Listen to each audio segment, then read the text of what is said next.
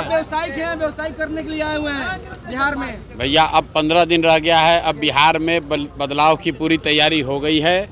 अब लालू, नीतीश, मोदी, अमित शाह का राज खत्म। अब बिहार में बिहार के लोगों का राज होगा, जनता का राज होगा, जन सुराज होगा और उसकी बानगी हो गई है।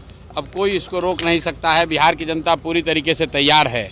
आप देखिए कि भाजपा के लोगों ने कहा कि छठ के लिए, दिवाली के लिए 2000 स्पेशल ट्रेन चलेगा और आप देख रहे हैं गांव-गांव में लोग कितना परेशान हैं।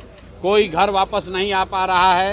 कैसे जानवर की तरह लोग स्टेशनों पर, गाड़ियों में, बस में, ट्रेन में धक्का खाकर आ रहे हैं। यही बात जन सुराज 3 बरस से कह रहा है। अगर अपने बच्चों को बाहर नहीं भेजना है, अगर पलायन नहीं करना है, मजदूरी नहीं करना है, तो एक बार अपने बच्चों के लिए, उनके रोजगार के लिए वोट दीजिए, स्कूल के बस्ता छाप पर बटन दबाइए और छठ के बाद कोई बिहार से बाहर नहीं जाएगा।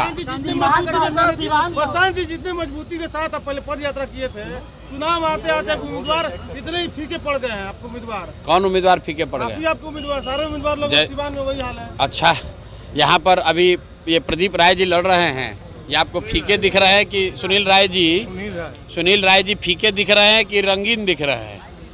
5 वर्ष मुखिया ऐसे ही है। 5 वर्ष मुखिया ऐसे ही है। यादव को सीएम फेस घोषित किया गया। क्या करिएगा? डिप्टी सीएम और तेजस्वी को सीएम फेस घोषित किया गया है महागठबंधन से, और भी डिप्टी सीएम बनाए। मेरे भाई ऐसा है कि सत्ता जब जाने लगती है तो आदमी कुछ भी कहने को तैयार है।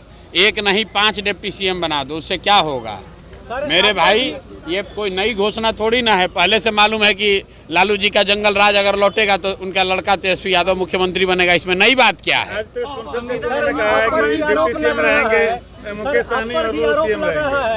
चुनाव छोड़कर भाग गए।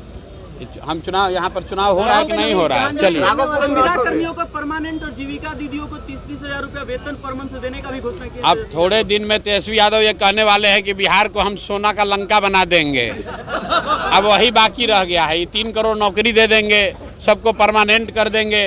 कोई ये नहीं बता रहा है कि 18 साल से जब आपका सरकार था, आपके माँ बाप सरकार थे, तो बिहार का क्या दुर्दशा किए थे वो बिहार के लोग भूले नहीं हैं।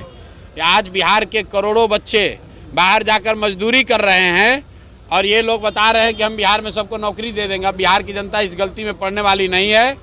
ये विकल्प के अभाव में लालू जी के डर से भाजपा और भाजपा के डर से लालू जी को लोग वोट देते रहे हैं। अब इस बार जनता के सामने एक सशक्त और ईमानदार विकल्प है, जन सुराज का विकल्प है। जनता इस बार गलती नहीं करेगी और एक अपना नई व्यवस्था बनाएगी ताकि बिहार में बच्चों के लिए रोजगार और पढ़ाई की व्यवस्था हो सके। 80% गंभीर आरोप है सर आपके प्रत्याशी पर, लेकिन कुछ प्रत्याशी हैं कि जनाधार नहीं है, इसमें क्या कहेंगे? आप वोट प्रशांत किशोर की बात पर दीजिए, प्रशांत किशोर पर भरोसा रखिए, जन सुराज के विचार पर भरोसा रखिए। जन सुराज जीत कर आएगा, उसी से बिहार का भला होगा।